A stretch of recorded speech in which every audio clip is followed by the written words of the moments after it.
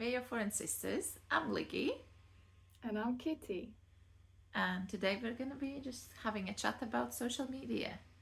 Um, and yeah. So we have written down some things that we wanted to touch on.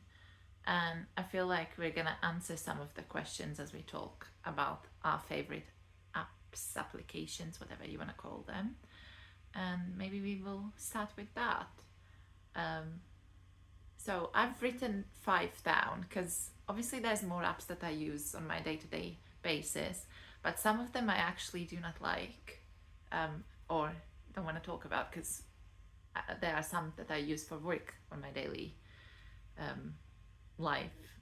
For example, Teams and Outlook and things like that, but I'm not happy necessarily about it, and I just have to use them because I have to use them.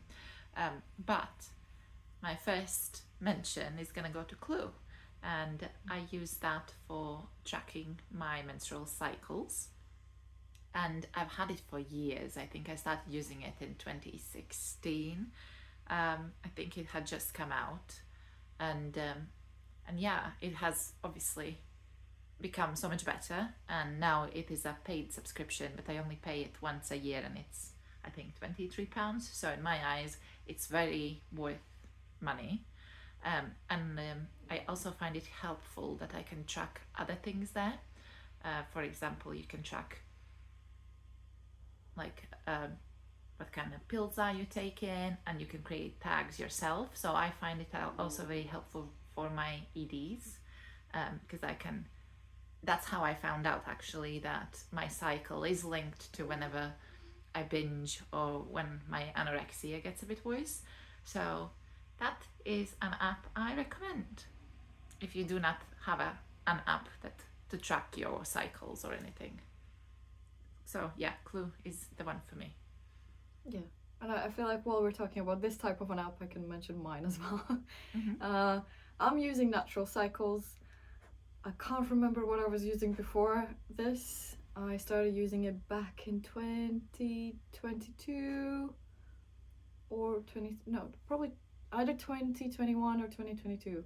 Can't remember. I know it was like kind of end of year. And it's also the same. It's like a menstrual cycle tracking app, but it's also based on your body temperature. So I also need to measure my temperature every morning and insert the data in the app, and it just kind of follows your temperature, and then it kind of shows where it kind of thinks you might have your cycle starting, ending, or like which part of or when you're maybe will be ovulating and everything. So yeah, I'm using that. I really like it. You can also put in all your emotions,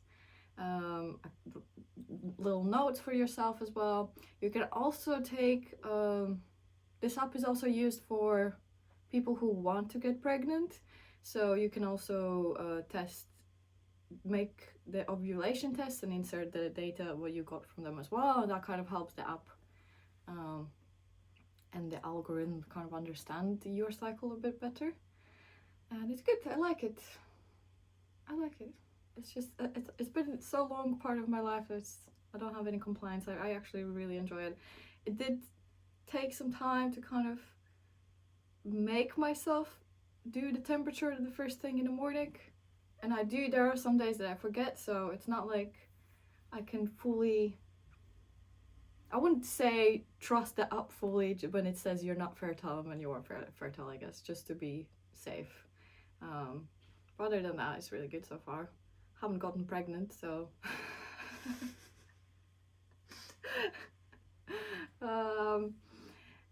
yes, I like it.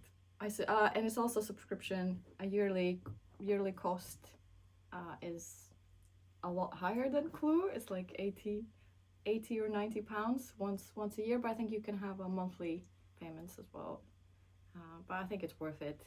It also supports the research in women's health and like hormonal health and everything related to that. So yeah, that's my 2 cents. Okay. While we're still on the topic of health, my next app is Nike Run Club. I actually haven't used it often, like okay, not often, but also not for long. I only started using it, I think, in May, and it was because Kitty talked about it. And I was like, okay, I'll download it and I'll check it out. And I've fallen in love ever since. But I've fallen in love with it for a very, very weird reason. So it's free to use and everything. And it kind of just tells you all like your speeds and your times and everything when you go running, but it also has guided runs there.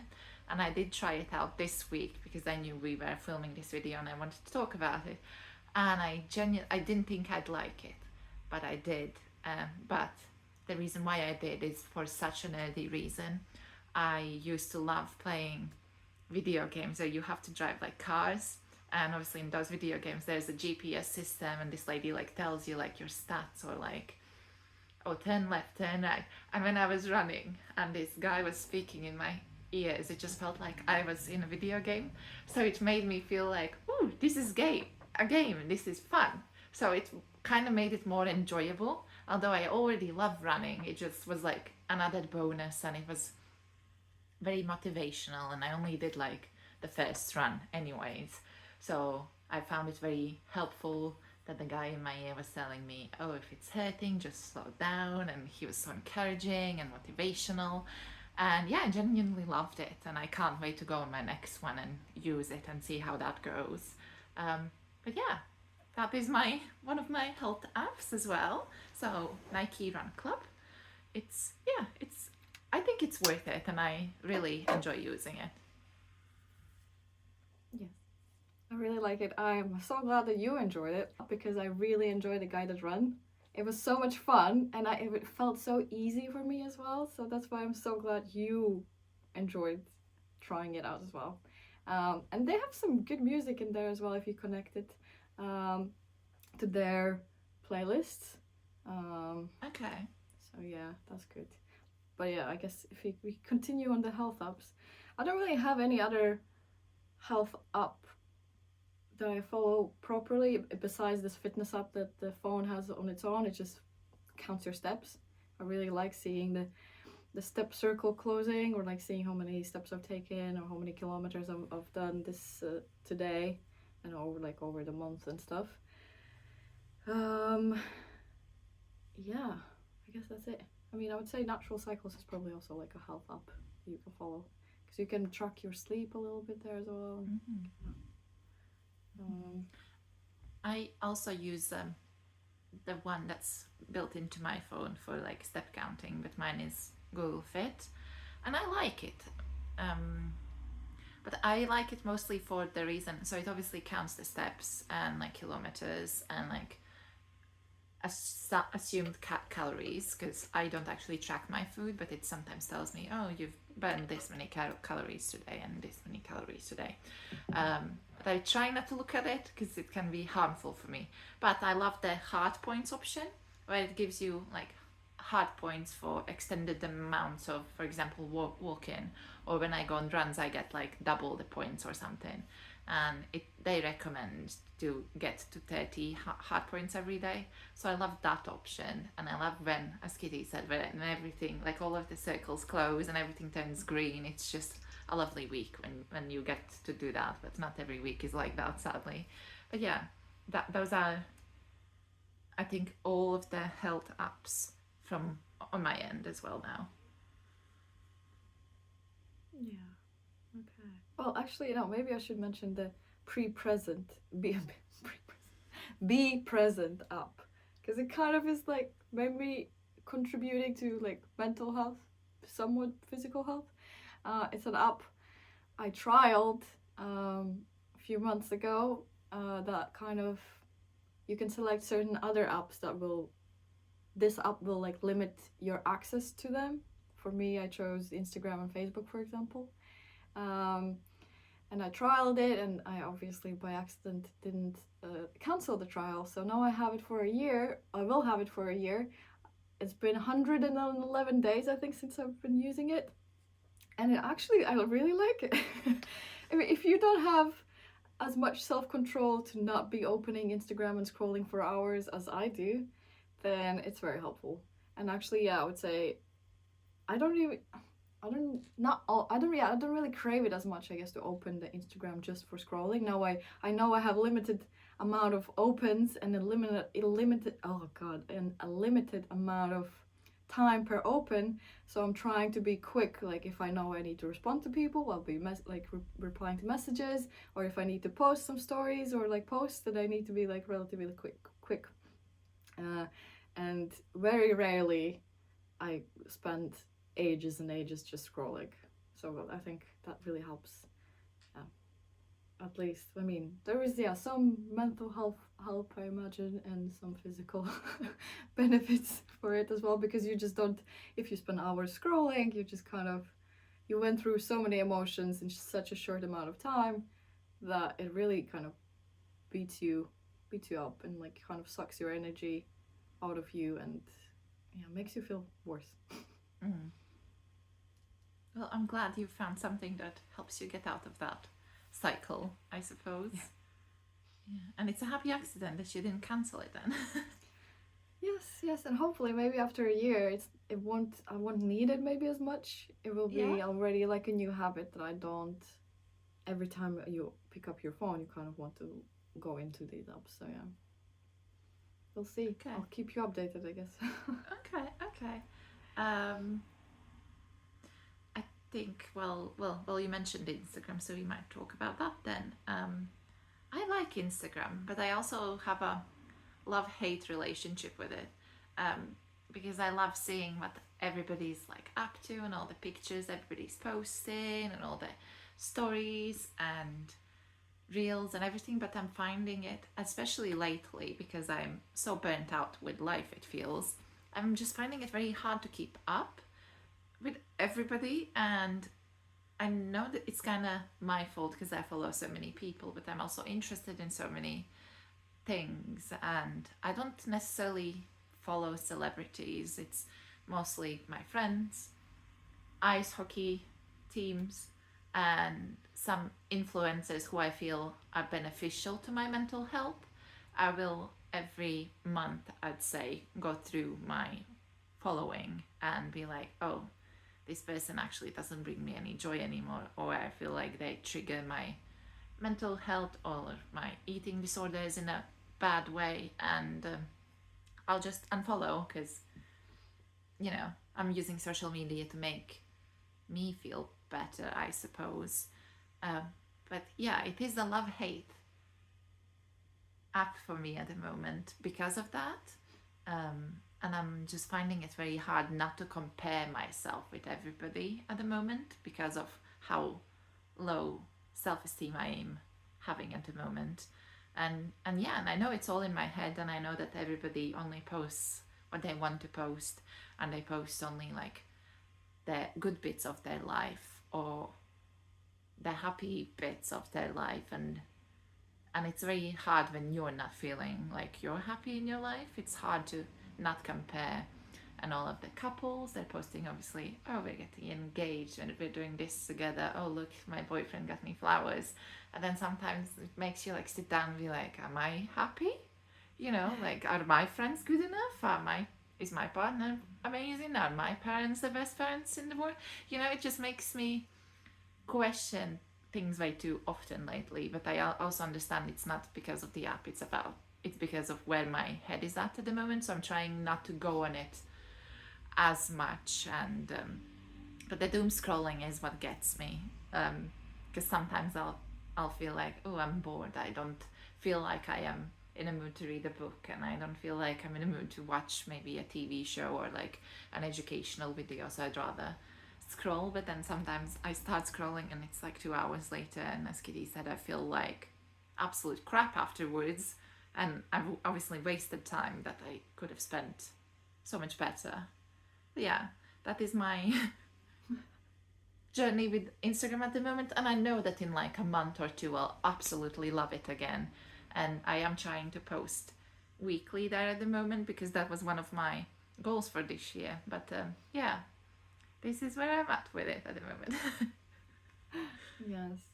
I mean, basically the same. The same, but I'm thankfully more restricted. I've restricted myself of the usage, but I think that's one of the good things that's come out of it. It's not, I don't, yeah, that's the thing. I don't see as many reels, maybe the ones that people are sending to me, that's the good part. I feel like the good part of Instagram is the fact that you kind of, there is some sort of a communication between you and your friends. And I do feel, because I'm not there that often, I'm not really engaging in that anymore that as much. But at the same time, I guess might as well just chat properly on WhatsApp or something. Yeah. Yes, what did I want to say? So what I want to say, basically, Instagram and Facebook is very similar. Because there was a time before this app, I was restricting myself on Instagram, but then I started going into other apps, like, you know, YouTube also has Reels, and Facebook has now Reels, and everywhere there's everywhere where you can just scroll for unlimited time and like never kind of get off it. That's why, I mean, Facebook, I'm like an old person, I think, because everyone's using TikTok and I don't use TikTok. I'm getting the old stuff from TikTok and all these other platforms. I just think if Instagram is already this addictive to me, TikTok is gonna be worse. Yeah. So I'm not even. It's not. Yeah, I'm a little bit afraid to even create an account, but I know, for example, it could be good for our podcast to have a TikTok account, or, you know, and like do more with it, and maybe for my personal stuff I could have it as well. But I guess I'm not fully convinced. But they are relatively useful as a way of communicating what's happening in your life with others, and also catching up with what's happening in other people's lives. But I guess, do we need to know all that all the time? That's a different question. Yeah, I think it depends, because some people do, it feels overshared there a lot, and sometimes I'm like, oh, I don't think I wanted to know that, you know. But sometimes it is nice, because I have maybe friends, maybe acquaintances, I don't know what group they would fall in, where we maybe don't talk often, but if they post like, oh, I got a new job on Instagram, I'll be like, oh, yay, congratulations, and I wouldn't know it otherwise. But yeah, I don't use Facebook. I know I have an account. I don't go on it often, only sometimes to check if it's somebody's birthday and wish them a happy birthday. But I'm just tired of all of the like spammy posts, and it feels like it's just mostly sponsored content on Facebook for me. And yeah, I've never been really a fan of it, and I'm definitely not a fan now. I just have an account because I have an account, and because some older generation obviously prefers it.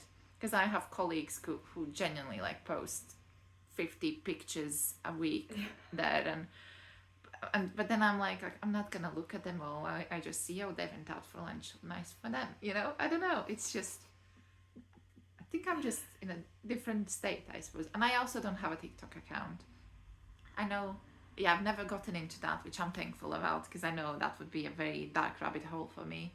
But I did make one for this for us, for work, I suppose, for foreign sisters. So we have an account there. So guys, if you let us know that you actually do go on it and you want to see our content there, we're happy to get used to it and use it for spreading the word about this. Yes.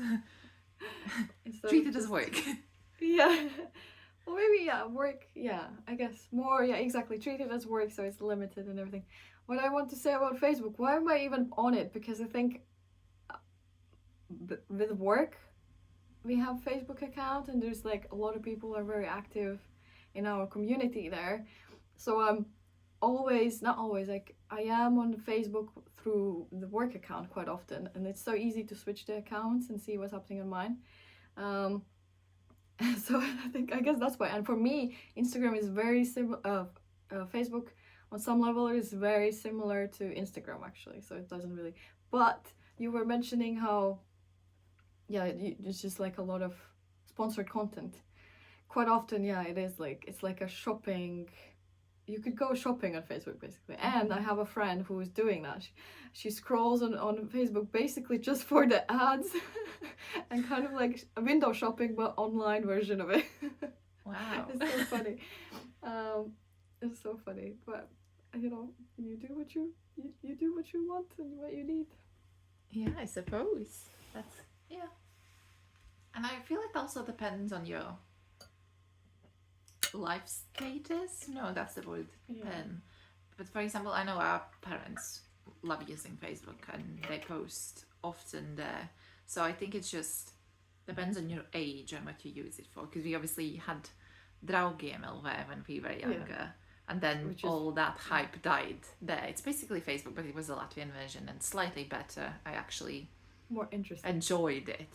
Yeah, because it was just better, I think. I'm now thinking back, I'm like very sad that it died. And I'm sad I deleted my account because of the amount of pictures I lost. Is crazy because I don't have them backed up anywhere. But I don't know. What is it actually closed? I feel like it still exists. It's just people don't really use it anymore. Yeah, the portal exists. I know my account is gone because I deleted it. Mine is definitely still up, but I just haven't been in there for a long time. Although in the recent years, I definitely checked in on it as well because there are some pictures on there that aren't really anywhere else. So yeah, that's interesting. So you mentioned YouTube and you said you sometimes use it for the shorts. I've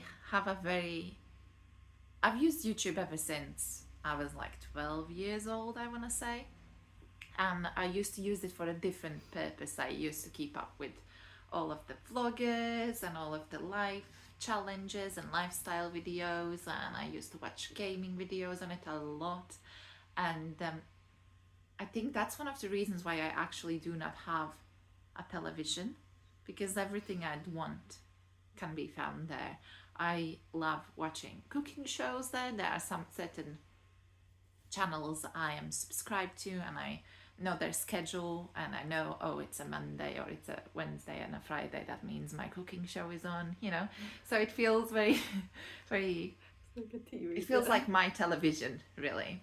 And it just brings me comfort. And I know that, like, oh, if I'm having I want to watch something on the telly, I'll put something in the back. And also, I'm a person who needs background noise when I work. So, for example, if I'm studying, I'll put some gaming videos in the background because I know I just need constant noise, and there are certain YouTubers that are just very calming to me. So I use them for that. And I use YouTube Music at the moment, and I'm really enjoying it because I love music. I need music. I think my alarm clock is linked to music as well, so I wake up with music. I use it when I go running. I pretty much use it all the time, and I listen to podcasts on it. So yeah, that is one of the apps that I feel like if it disappeared, obviously our podcast would be gone, but also I feel like my life would be very, very impacted. It would leave like a massive hole, which is sad when you think about it because it's just an app, but because I use it for so many things and it's so varied, and it's just great. I agree. I agree. It would actually feel like a major loss if it just disappeared one day, because I'm relatively dependent on it as well. In the morning, I'm doing yoga videos. I'm following yoga videos on it. I mean, I guess I could just learn yoga by myself, but I just like following along.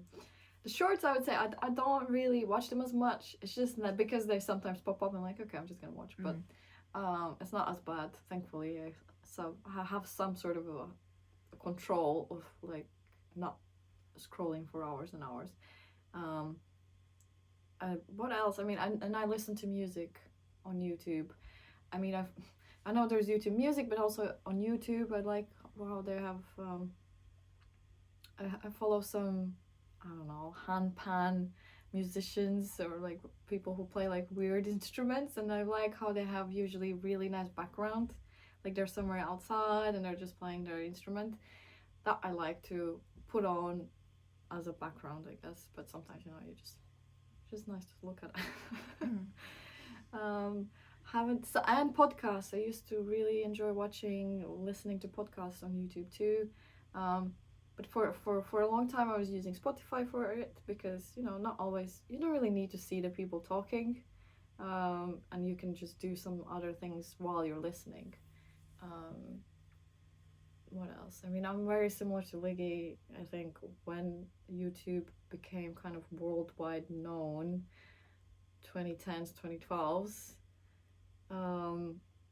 I was into watching vlogs, family vlogs. I was really into watching,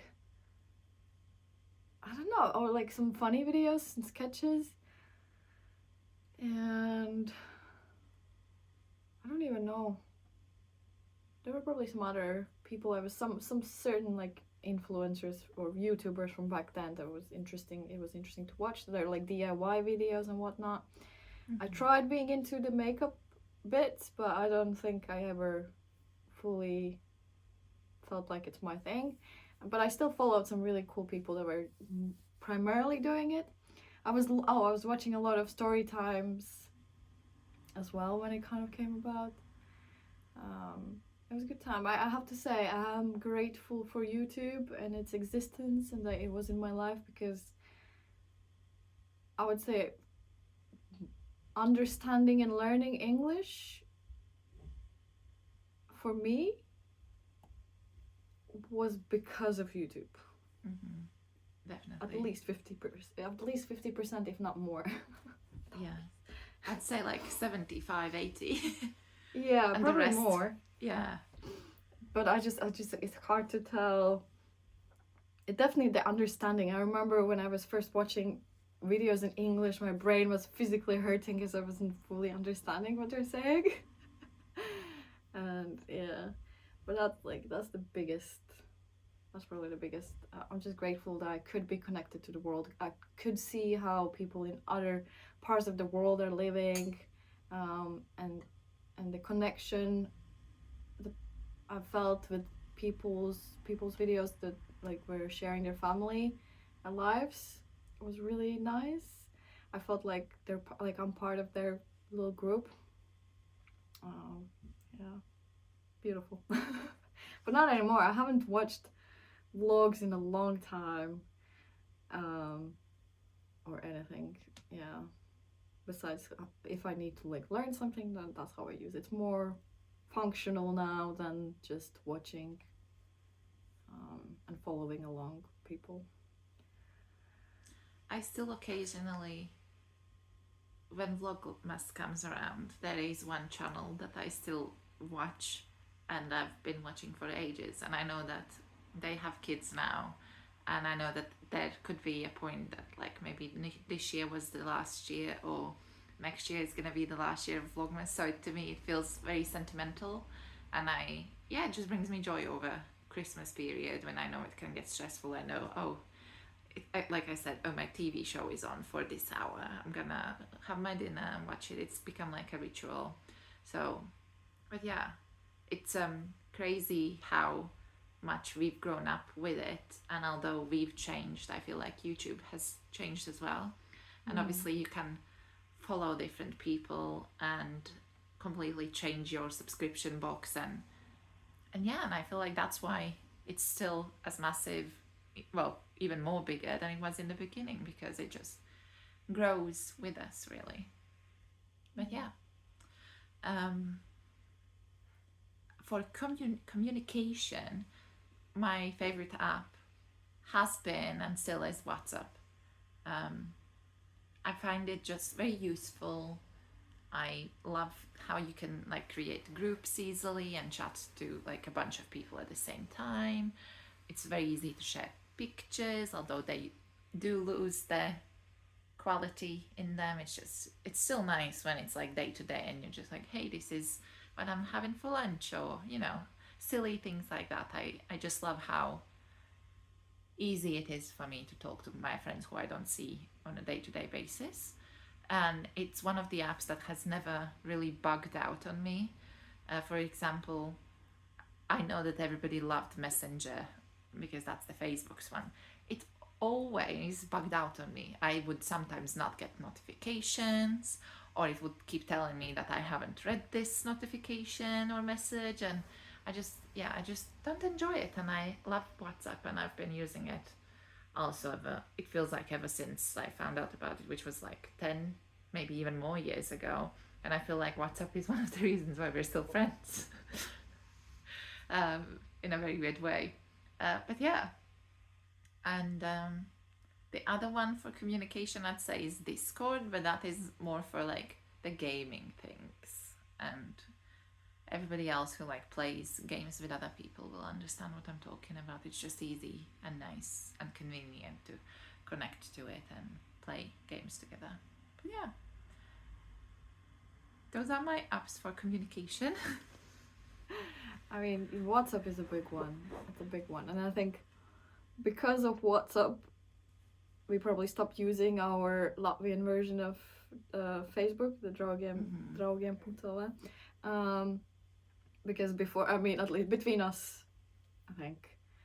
And that was a major, I remember it probably was almost like around the time when it first came out that we started using it, and that was the best. I think I remember us like sending actual pictures and like we didn't do call. I don't think it was doing calls back then, but yeah, it was a lot of cool chatting and connecting with people already back then, even in Latvia, connecting with my friends that were in a different city.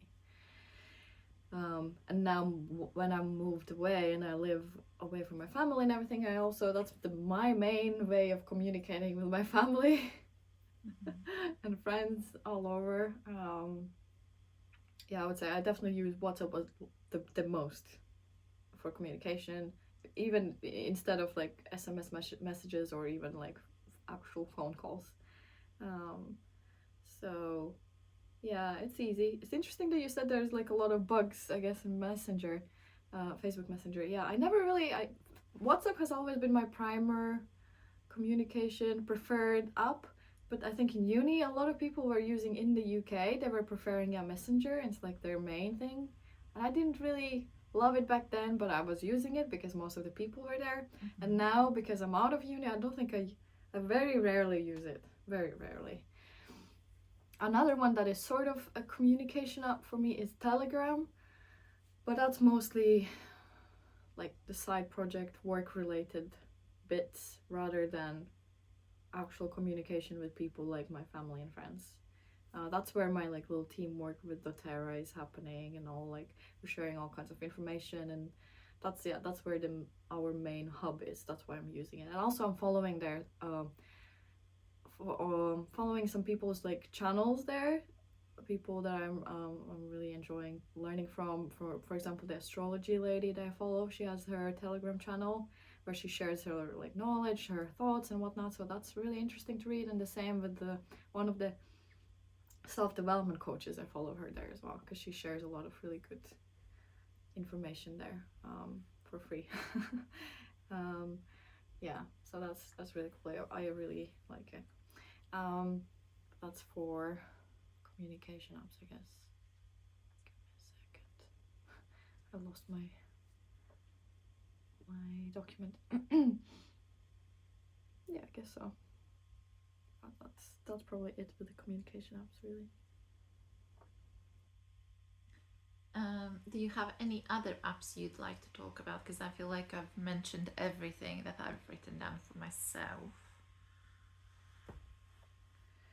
Yeah, I did write down some more, but I think similar to what you said before, there are so many apps on the phone that you maybe don't use as frequently, or even if it is daily. Well, but I did mention a female invest app, where that's the app that I use to learn about investing. Not that I've used it in the past month or so very frequently, but I will be getting back into it. That I really like, and it's like very easy to use. And then there's some just really stuff that you maybe use on the day-to-day, like CapCut I'm using to do some video stuff, editing on the phone if I need quickly, or like specifically editing the phone videos that I will be posting on social media. Canva is also a bit of a one that I use, but I guess I would say I prefer using it on the computer rather than on the phone. But if I have to, if I need to, I will use it on the phone. And I wanted to say, I know it's not like a social media app, but like probably one of the top 3-5 apps that I use is camera app. I just love taking pictures. I would, yeah, it's just I love photos, so I love taking pictures, and that's why it's quite a frequently used thing for me. And notes is quite a useful one for me. I never understood what people used to say that they really like enjoy having notes and stuff, but I can see why now. It's just so easy to note down your ideas or like thought process or something, or like draft a message that you want to double check, triple check before you send it to someone, or just save ideas, I guess. Or like a little, your thoughts, write down your. It's like it can be also like a little bit of a diary vibe if you wanted to. And I think that's about it. Yeah, don't think there's others that need a special mention. Yeah, you mentioned the Notes app, and I'm one of them people who use it for everything. And I didn't know that other people don't do it as often, but yeah, mine is like filled with everything. I have some poetry there, I have some work stuff there, like different passwords for different things, and everything's like color coordinated. And I write shopping lists there, even like my goals for the year, because you can pin them at the top. And yeah, I just love it. But I feel like I use it instead of journaling sometimes, because if I feel very overwhelmed, then I feel like, oh, I need to speak to somebody about this, but I don't know how to even put it into words. I'll just note it down, and then it actually feels like I've spoken to somebody, and then I can delete it and pretend that never happened, Which maybe isn't the healthiest way to look at things, but yeah, I love that app, and I'm glad you mentioned it because it deserves the light. It does, right? And I know, like, or you can do your little to-do list. I think that's very useful sometimes, just on the go. I mean, how often you actually go back for the ideas and whatnot is another question, but it's useful, I think. I enjoy having it. I'm glad I have it. I'm glad I'm using it. Yes. So we already touched on other topics. So would we say that apps are hurting us or helping us? I suppose it depends on how you're using them, and you have to use them in a way that they help your life and improve your life. Because if they are hurting you, delete it, stop using it. And I feel like that's something we need to learn as a society. For example, the doom scrolling and the cancel cultures and the constant comparison on social media. I feel like that isn't healthy, but we could probably prevent that or take steps to stop it, or at least make it not impact our lives, at least in the beginning, and then we can help maybe others. And it's great that there are different apps like Be Present and that can help prevent that, but it would just, I don't know, be maybe better if more people spoke about it online. Because I do follow some accounts on Instagram who are very it feels like they're real on social media, because they will show their bad days and they will talk about their trigger days, but then they also say that some people unfollow them because some people want to see everything happy and sunny and it's all constantly sunshine. But I suppose you just have to find creators who speak to you and who are good for you, and if they aren't, just unfollow them, because at the end of the day, it's your life and it's about how it's making you feel. I agree. If something is really clearly impacting you in a negative way, either take steps to kind of limit it in your life or completely get rid of it, I guess. Or the same, like you can start with the smaller stuff. If you're following thousands and thousands of accounts, maybe do go through all of them and just unfollow everything that you haven't seen in a long time or you really don't care. And like keep the stuff that you follow that really matters to you, that really you enjoy watching and like you learn from, or like things like that. Even like with algorithm, it's not like you will always see all of them. That's why maybe even better if you follow fewer accounts, you are more likely to see most of them rather than just certain ones. So is it good? Is it? I mean, it is both. I guess it's like similar to everything in life. It's a bit of a balance. It can be a bad thing, but it can also be a good thing. And it has brought a lot of good things for the society. I think as a global community, I think we are closer and more aware of what's happening, which is good, but also sometimes it's like, well, there's not that much you can do right here and right now to, I don't know, help someone who's like on the other side of the world. Yeah. But awareness is good, I think, as a global thing. I think it's overall good. Obviously, it has given so many people jobs. Well, not jobs, but like a way to earn income. So that's also good. But then again, you know, there's a lot of bullying happening, a lot of harassment, a lot of hate being shared. Yeah, which can, yeah, it's a bit of both. Well, on that note, if you guys think we're good in your life and you want to see more of us, please subscribe to us on YouTube, follow us on Instagram. But yeah, I feel like by now you probably have an understanding if we are healthy and useful in your life, and if not, we understand, that's okay.